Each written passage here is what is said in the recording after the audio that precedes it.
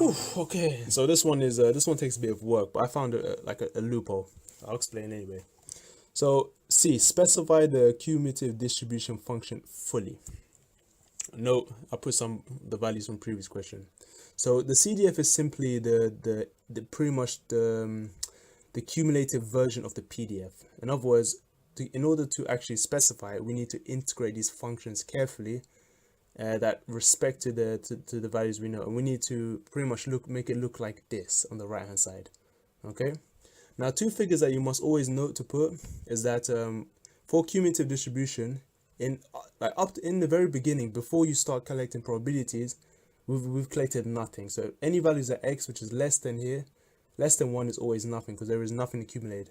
But by the time you reach x equals 6, you've added up every single probability variable. So that means any values bigger than 6 is going to be 1. 6 or bigger is going to be 1.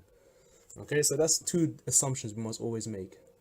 Now for the middle two, we just have to integrate what are labeled as a and b to fill them up.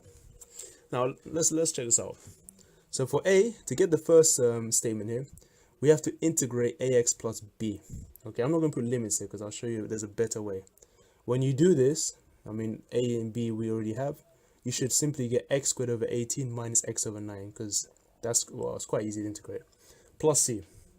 Now why did I do plus c? Well, we can use some initial conditions, because we know that when x equals 1, f1 is 0. Why? Because when x is 1, when it's 1 or less, basically you get nothing. So I said when x is 1, we get nothing, so f1 is 0. So all you do is literally plug in 1 here into this equation and equate it to 0, and then solve for c.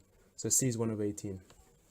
Now for b, you do the same thing. You pull out the second equation, integrate it, and then use another assumption. I said when x equals 6, because the highest point of 6 gives us a final distribution, a cumulative distribution of 1. So f6 equals 1. And that's it. Plug in 6 equal to 1, and then solve for k, you get minus 702.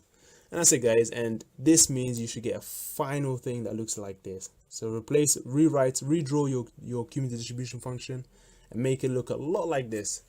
And that's it. All done, guys. All done.